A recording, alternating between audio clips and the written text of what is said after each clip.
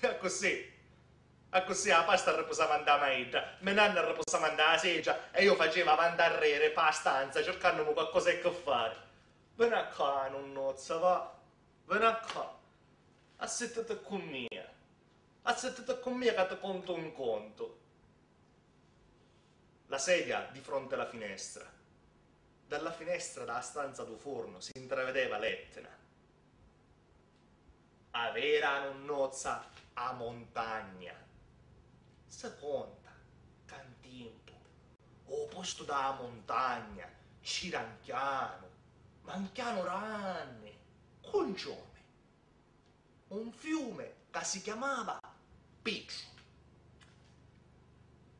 Pietro o ciome era maritato con una stella, ma non lo sapeva da tutte le stelle che ci sono nel cielo, che era la moglie di Pietro. Ma se ogni giorno, i quattro, quando non si capisce se è notte o mattina, teneva già, do ciome Pietro, vedeva specchiata una sola stella. Era a moglie di Pietro. Che si conta che Pietro stava innamorato di Stella perché che ci contava tante conte. Ma che posso dire, Stella era come un fuoco pieno di conte, di favole, di come che chiamano? Là è un pezzale in guallaio. Di leggende. E tutte queste cose che Stella sapeva, ci contava a tutto il mondo. Che logica che ella faceva. Un giorno, Stella si specchiava nell'acqua di Pietro. Pietro, ciome, correndo, si innamorava di Stella e di Saconte. Ma c'era un problema. Stella era lontana assai. Pietro, o ciome, camminava in terra. E come ci diceva che ci voleva bene, che era innamorato. E a così tutto l'amore e lo bene di Pietro per Stella si seccava in tutto quello che l'acqua di Pietro incontrava.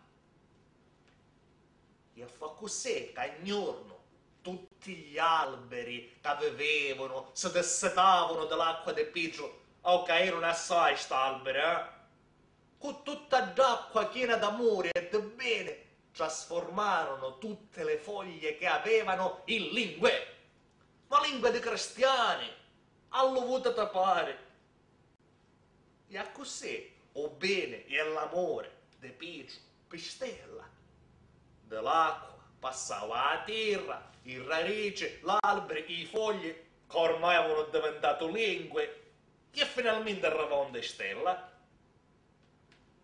Pietro ci domandò di maritarsi, ma anche senza dote se l'avesse pigliato.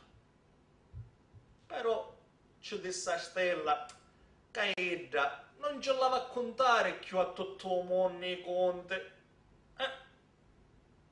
Va bene, sa signore, sa può fare, ci rispondeva Stella. Però Stella ci disse a Pietro che in cambio Edo ci va a promettere che ogni giorno i quattro, quando non si capisce su è notte, su è mattina, solo Edda, solo Stella sa va a poter specchiare nell'acqua di Pietro, se non che sotto Pietro l'avesse tradito, Stella, con tutto il fuoco che c'aveva, avesse seccato tutta l'acqua di Pietro e l'avesse trasformato nella montagna, ma una montagna ranne di pietre. E per 100 anni Pietro fu fedele, ogni giorno, i quattro, sotteniva dando come Pietro. Solo Edda, solo Stella si poteva specchiare. Un giorno un'altra stella, che era a più vecchia di tutte le stelle che ci sono nel cielo. Stava cassando.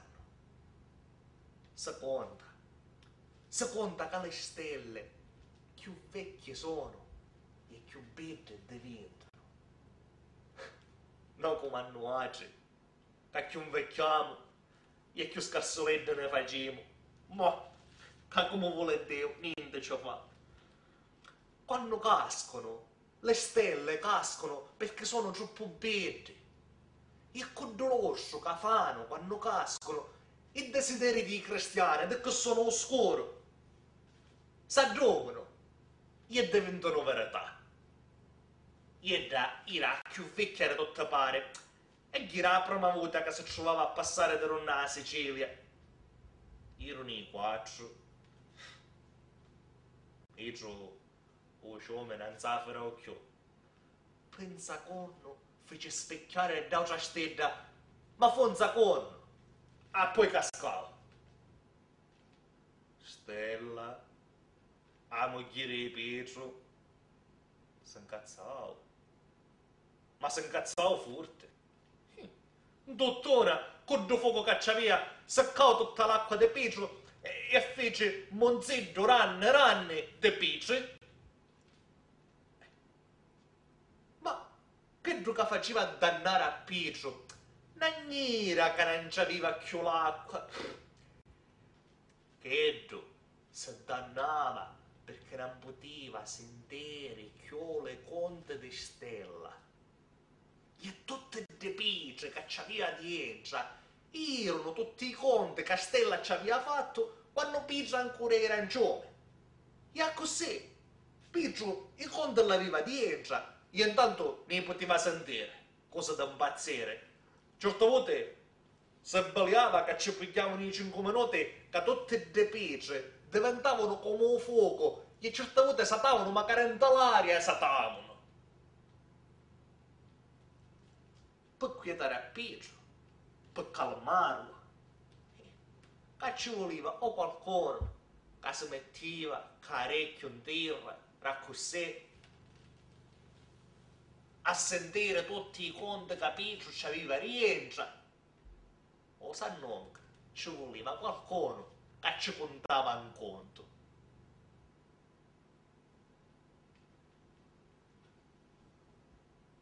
Per questo mia nonna diceva che è importante contare i conti. Perché se da troppo tempo la gente non conta i conti, l'Etna, che un tempo si chiamava Petro, s'ancazza, ed è rotta.